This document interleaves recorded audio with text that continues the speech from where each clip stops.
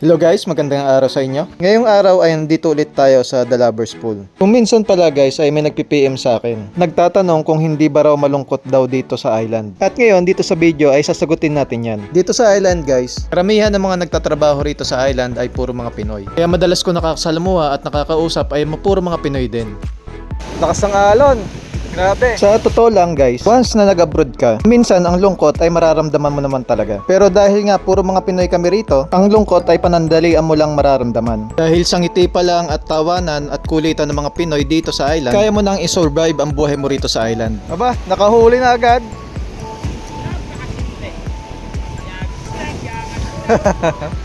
Ay, fish on na guys, fish on. Ay.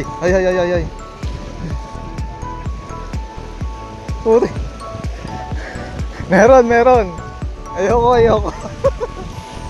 Ayun, may hila pa nga oh. Lalabas to. Ayun, ay wala. Putik na yan.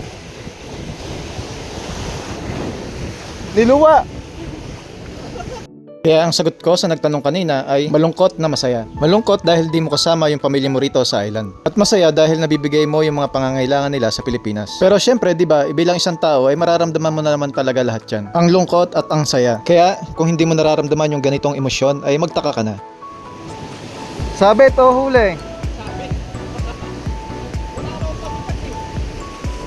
Fish on. Fish on na.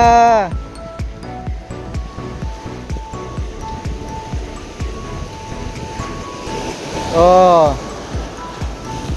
Yes. Ha? Fish on. Harvest na naman ang lapu-lapu. Nakadali ka kaibigan. Nakadali ka. Ay. Nangusuan ang lapu-lapu.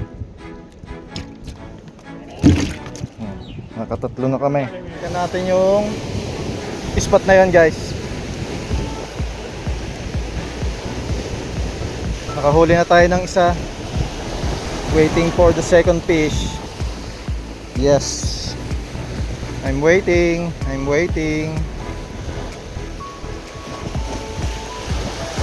Oy, ayan, fish on pa guys. Yan. Ay.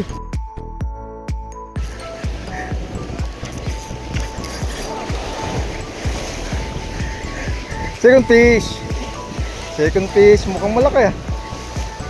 Grabe yung kagat na yun kanina. Kala mo malaki. Second fish. Siyempre, lapu-lapu guys, second fish.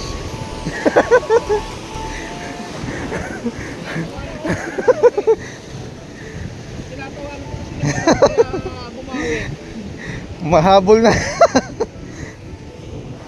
At dito nga guys, nakahuli ulit yung isang kasama namin na si Jeff. Third fish, umalis ka na dyan, third fish. Bumitaw ka na, third fish. Ay, di ako bibitaw sa'yo, third fish. Sige na. Ayun, third fish. Bumitaw ka na rin, third fish. Ay, wala yata. Wala. Ayan, may maliit. Ay, third fish oh. Third fish. Bumitaw si third fish.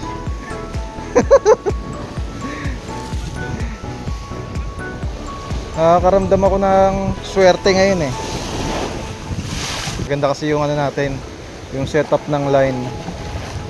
Medyo mahaba, halos 1 metro. Kaso nga lang, etong lugar na to talagang iwas tayo sa sabit. Kasi dito mababaw rito banda eh. Ito malalim. Hanggang pati dun sa mga ibang kasama ko. Ngayon kami ng mga Pinoy, ang buhay namin dito sa island ay patuloy lang namin lalampasan ang mga pagsubok na nakangiti. Ay suksok na guys, wala na. Mukhang alanganin na to guys. Hindi ko na malayan.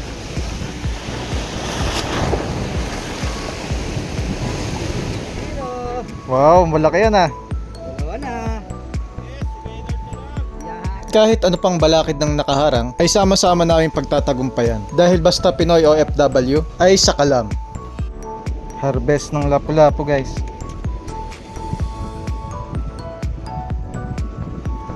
Bigat yan ah! Ay, sayang! Pupunta pala sana ako dyan. Ang laki!